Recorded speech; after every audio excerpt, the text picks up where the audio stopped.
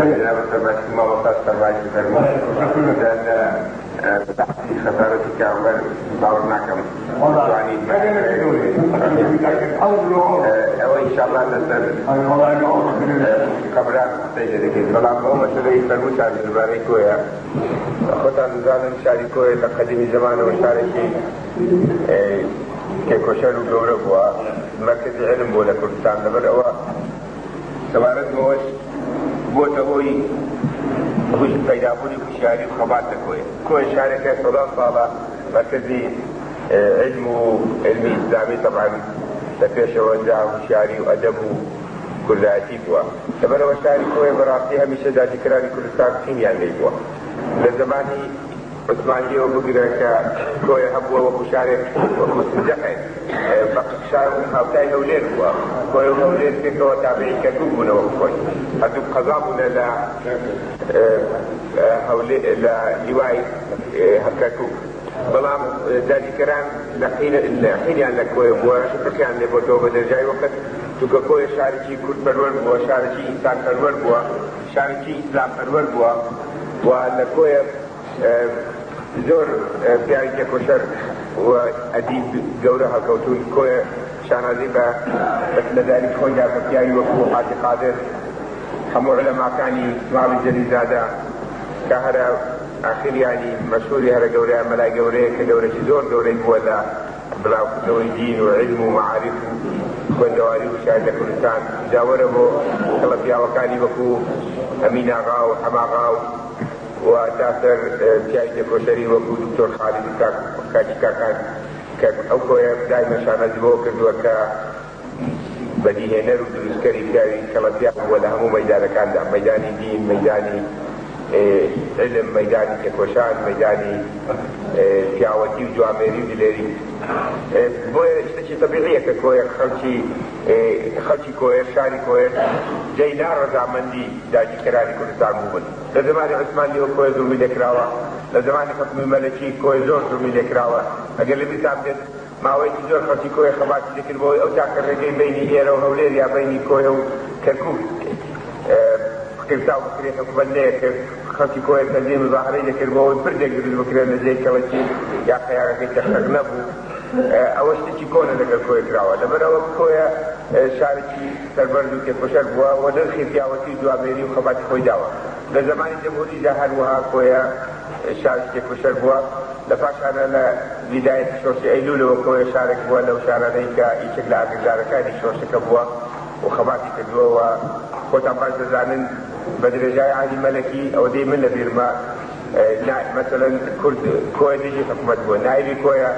شيخ والي كوش بوكا كجادغا كسندين صعب نيونري خشكو بالبرلمان بدرجاي وقت ديجي حكومت بو ديجي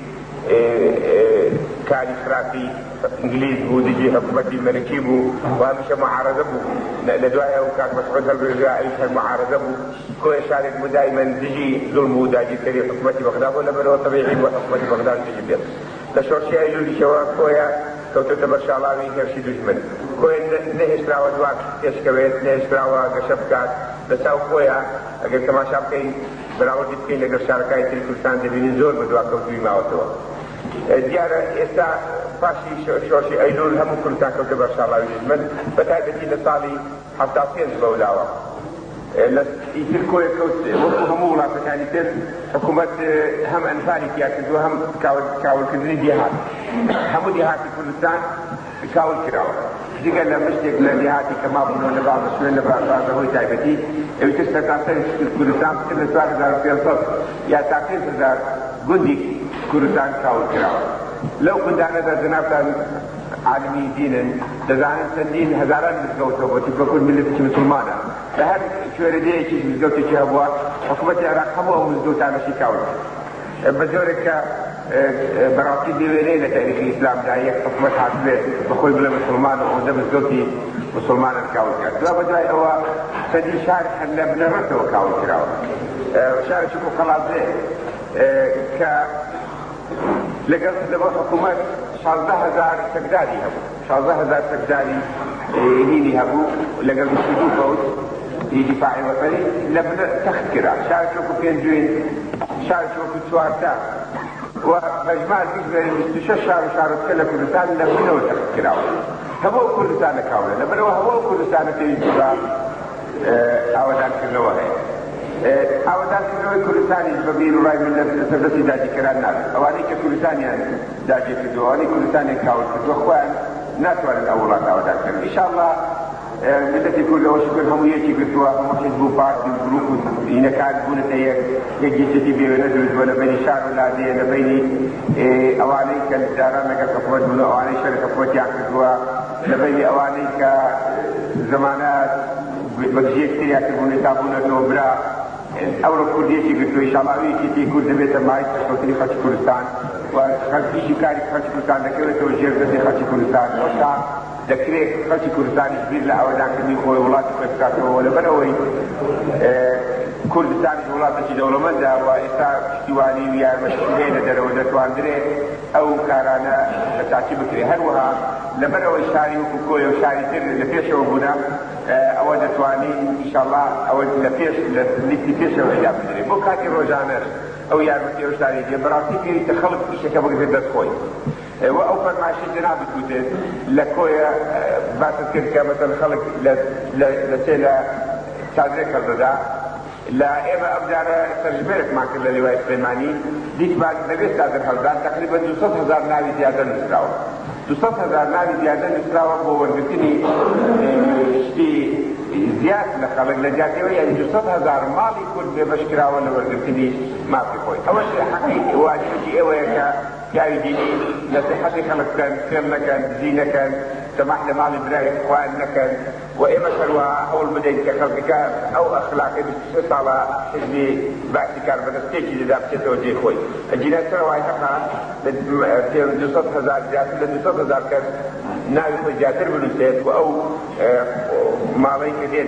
بحرامي بخواشن ليلة بشي برادك خوي بلوي ايوه خوتان هو انجمت انا اشكر واروا ولا حكاية باقي انجمت حكم رأيك كان باهم كاروباري ولاد كردت انجمن كان خلق اللي بجاردون واو دار بشكردون ودا يار مدينه دروج دي هل بكره درس اوان دا بشكر نام درجه كردم سم هي طلاب هو مجلك جيشو داير لبرو دبي حسين بوند اكتفاء كم دوس باكستان ده كم هو ملاحظات كم بالتاني نينوا يقومان ما شارك وما لبنات بالبناي همو برادراني يستقبل عندي بريك ثانيه وبناي كل دو بناي هم برادراني تركت عن بلدين واحد كان بدنا نفكر وما لبنات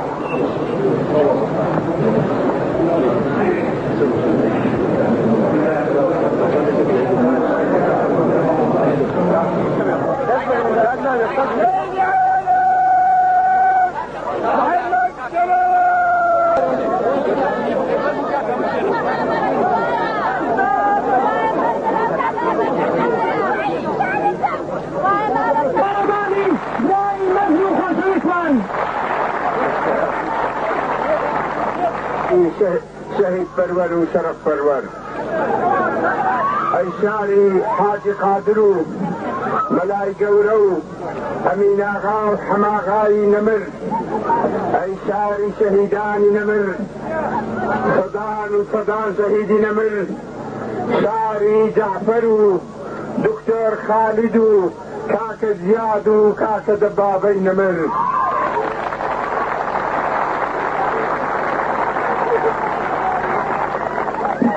من وقت برايتي بشوشي كاك دبابة وقت خطابي شيو امرو ناخشتري امرو زيان كبير بتوانم ابي نازانم توبلي بتوانم دوخ تبكم نسرقوري او قارمانا او كلا قارمانا نتوى كمان كسايس تيخباتي تيكو ثانية وبيت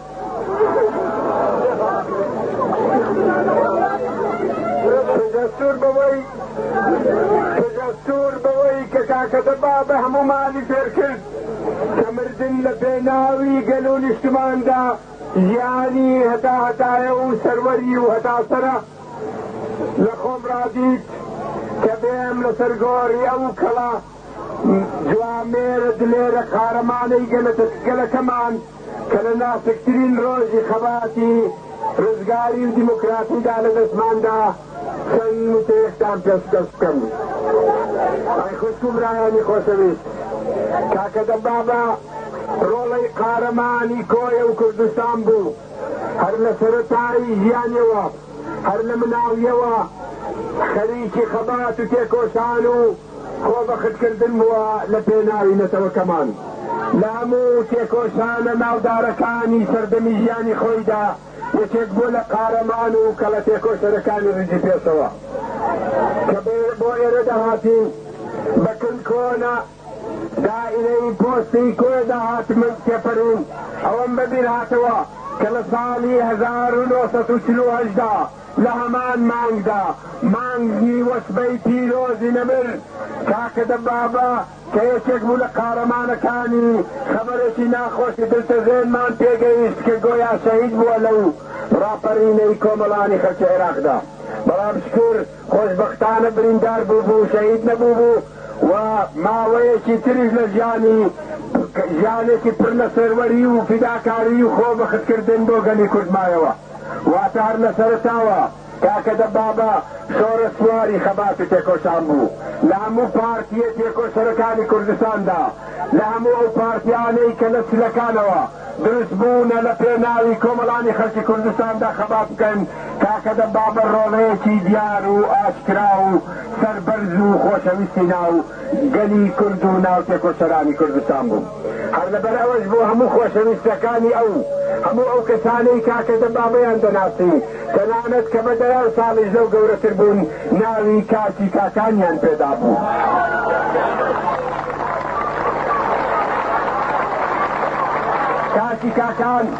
کاکی کاکان ڕۆڵەیەکی نەبەردوو لە خۆ بردووی کۆمەڵانی خەڵک بوو. لە ساڵی 1932دا لە بینەوەری وەسبەی کانوندا قارەمانی ئەو مزاهراتانە بوو کە دژی حکمی کۆنەپەرست بەغدا دەستی پێکردەوە، دژی ڕەدەی دژمن بە وەسبەی کانون. ئەوە بوو